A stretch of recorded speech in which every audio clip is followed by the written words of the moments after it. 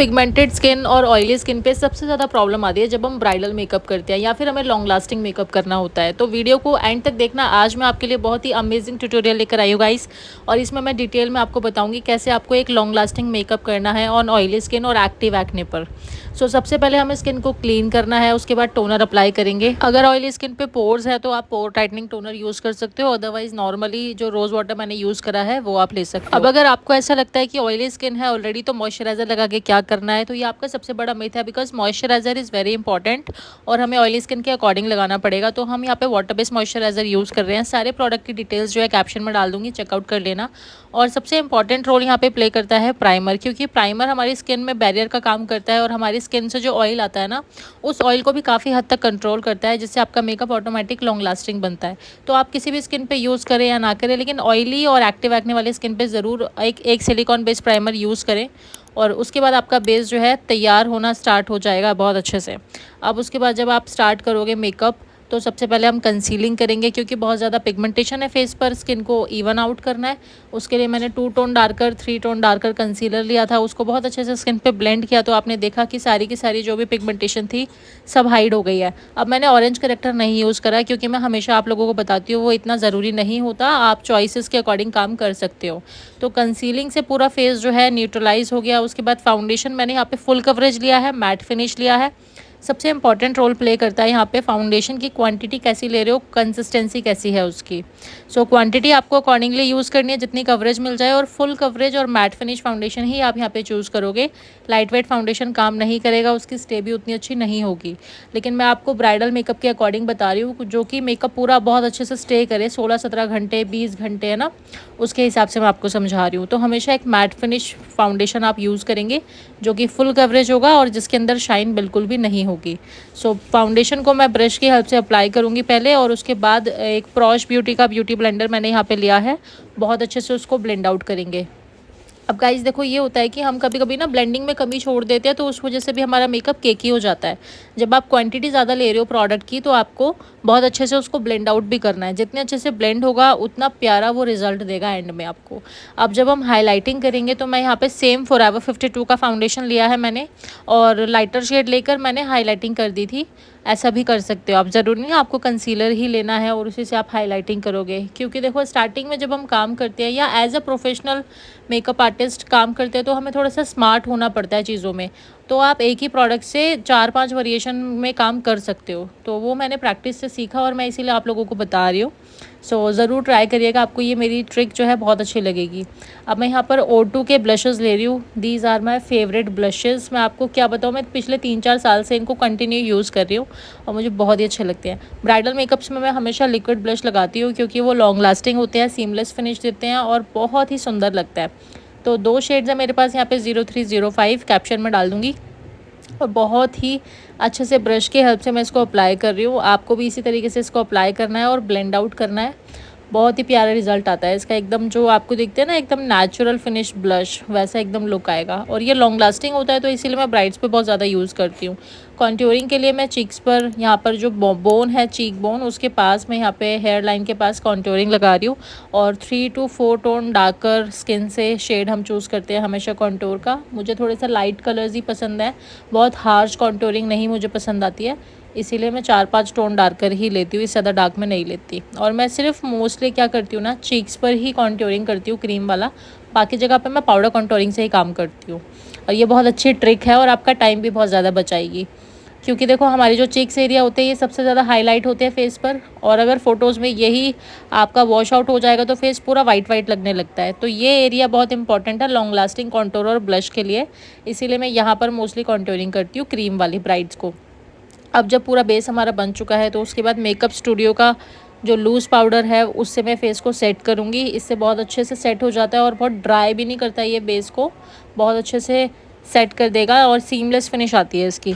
Powder setting करते time पर हमेशा ध्यान रखो, हमेशा अपने बेस को पहले आपने एक बार सेट करना है कम क्वांटिटी के पाउडर लेकर, और फिर उसके बाद जब आप एक्स्ट्रा डबल लेयर लगाओगे तो वो अच्छे से सेट होगा। इकट्ठा लेकर अगर आप एक ही बारी लगा दोगे ना, पैचेस बनेंगे, आपका मेकअप जो है केकी होना शुरू हो जाएगा। तो इन सब चीज़ों का ध्यान रखो। मैं कोशिश करती हूँ अपनी वीडियोज़ में ट्रिक्स भी बताती जाऊँ, साथ साथ आपको स्टेप्स भी बताती जाऊँ, ताकि आपको बहुत अच्छे से क्लियर हो जाए। अगर गाइज़ यहाँ तक आ गए हो, वीडियो अच्छी लग रही हो, तो मेरे को सब्सक्राइब ज़रूर करना।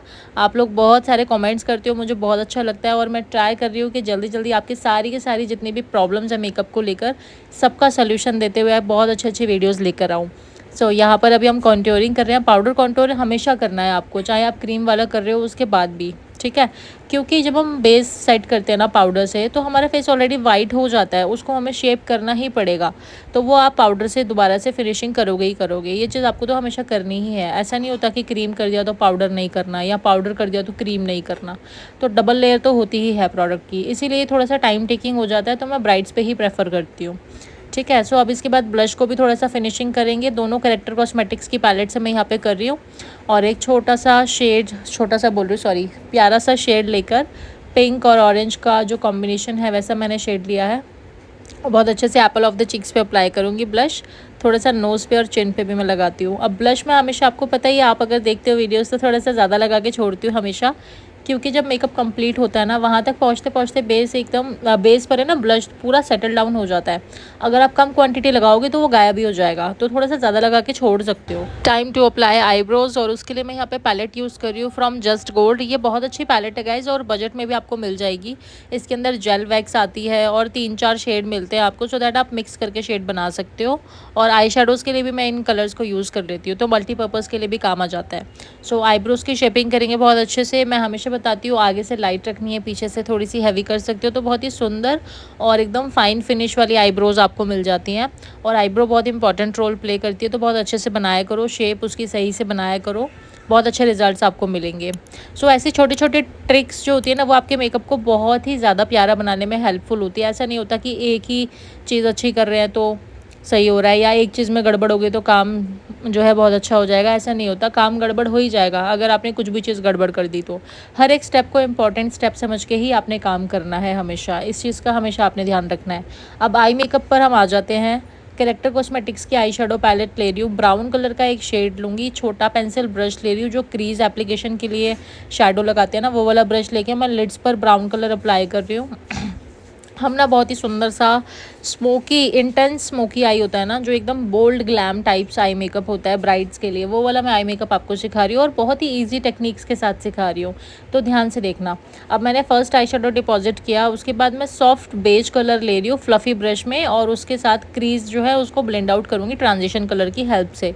तो उससे क्या होगा, हमें ब्लेंडेड क्रीज मिल जाएंगी। अब लिड एरिया पर थोड़ा सा और डार्क कलर लगा रही हूँ, क्योंकि जब भी आपको स्मोक आउट करना होता है ना, तो लिड्स पर डार्क कलर रहना चाहिए, तभी अगर आप पिगमेंट या ग्लिटर लगाओगे तो वो बहुत अच्छे से इंटेंस निकल कर आएगा। अब जैसे यहाँ पे मैंने कॉपर कलर का ये पिगमेंट लगाया है प्रॉश ब्यूटी की आई शेडो पैलेट से, और आप देख रहे हो कितना सुंदर निकल के आ रहा है। अगर मैंने कलर नहीं डाला होता इसमें डार्क, तो वो शायद उतना इंटेंस नहीं निकल पाता, और स्टे भी नहीं होती मेकअप की। आप बोलते हो ना मैम मेकअप ना स्टे नहीं करता, आई मेकअप है ना हमारा ख़राब हो जाता है, मिक्स हो जाता है, तो वो इसीलिए होता है। एक तो आपने बेस सही से नहीं बनाया है, उसको सेट नहीं करा है, और आई शेडोज़ के जो कलर है ना वो बहुत अच्छे से आपने ब्लेंड नहीं करे हैं। तो ब्लेंडिंग इज़ द की, तो हमेशा उसको अच्छे से ब्लेंड आउट करके लगाया करें।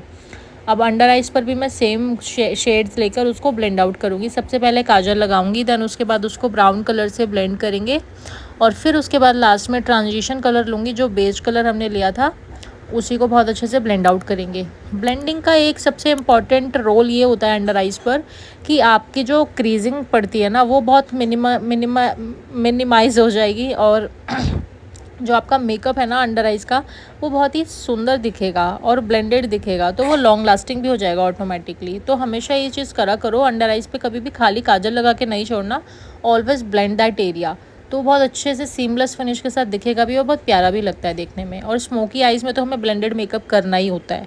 सो आइज़ पे भी मैं लाइनर की जगह ये काजल अप्लाई कर रही हूँ, और आप देख रहे हो कि बहुत अच्छे से मैंने इसको ब्लेंड आउट भी करा हुआ है। सो इसी तरीके से पूरा ब्लेंडिंग वाला जो आई मेकअप है वो हमारा हो रहा है, और आप देख रहे हो कितनी मेहनत से मैं भी इसको ब्लेंड करती जा रही हूँ, तो थोड़ी सी मेहनत तो आपको भी करनी पड़ेगी ना। मुझे पता है आपको समझ में आ रही है सारी चीज़ें, लेकिन हाथ जब चलाओगे तो और अच्छे से समझ आएगा। अब ग्लिटर एप्लीकेशन बता रही हूँ, यहाँ पे ध्यान से देखना। मेकअप स्टूडियो की ग्लिटर ग्लू मैं फिंगर से लेके हमेशा लिड एरिया पे अप्लाई करती हूँ, और क्वांटिटी ना कम लेनी है, बहुत सारी क्वांटिटी आप ले लेते हो इसीलिए पैची हो जाता है ग्लिटर।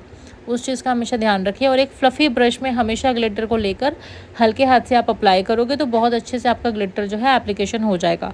अब ये ट्रिक अगर आपको समझ में आई हो ना, तो आप इसको ट्राई ज़रूर करना और मुझे कमेंट सेक्शन में बताना कि आपको कैसी लगी मेरी जो भी ट्रिक्स मैं आपको बताती हूँ। मुझे भी जानना है यार, हेल्पफुल है, कितना हेल्पफुल है, क्या आपके अंदर चेंजेस आ रहे हैं उस चीज़ से।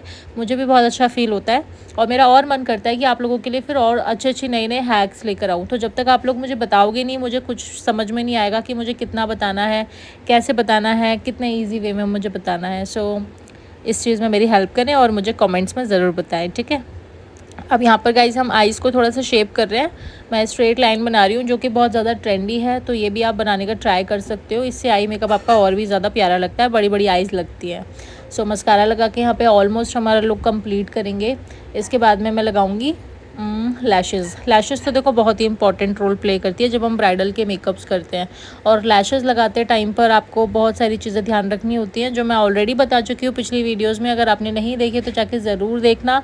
हर वीडियो में डिटेल में मेकअप सिखाती हूँ, हर वीडियो में डिटेल में हर एक पॉइंट बताती हूँ। तो इसीलिए मैं जानना चाह रही हूँ कि आप लोगों को सच में समझ में आ रही है चीज़ें। तो प्लीज़ डू कमेंट आपके नेक्स्ट क्वेश्चंस क्या है। Definitely I will answer all those questions. आप लोगों ने मुझसे कितनी बार पूछा था कि मैम वो फाउंडेशन के बारे में नॉलेज नहीं है, वो मुझे बता दो। तो नेक्स्ट वीडियो में ज़रूर लेकर आ रही हूँ आप लोगों के लिए फाउंडेशन के बारे में डिटेल में, आप कैसे सेलेक्ट करें। तो मिस आउट मत करना।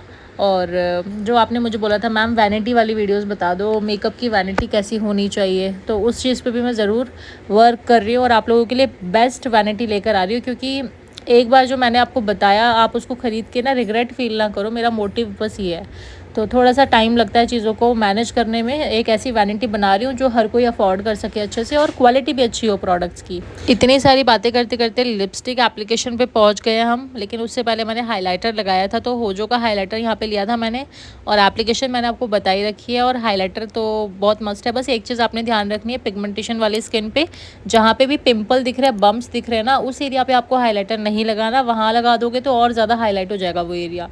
तो कम क्वांटिटी में हाइलाइटर लगाओ। अगर आपको लगता है कि स्किप कर सकते हो तो स्किप भी कर दो, कोई इशू नहीं है। ज़रूरी नहीं है हाइलाइटर लगाओगे तभी मेकअप कंप्लीट होता है, बट हाँ हाइलाइटर से शाइन आती है। और ऑयली स्किन पे तो ऑलरेडी बहुत सारी शाइन होती है, थोड़ी देर बाद आई जाएगी, तो इतना ज़्यादा लगाने की ज़रूरत नहीं है। लिपस्टिक जो लगाई थी मैंने यहाँ पे लवर्थ की लिपस्टिक, ऑटोमेटिकली मैं डाल दूँगी कैप्शन में, तो चेकआउट कर लेना। एंड यहाँ पर होती है हमारी पूरी की पूरी लुक कंप्लीट। और आप देख रहे हो गाइस शुरू से लेके एंड तक लुक में कितना ज़्यादा चेंज आया है।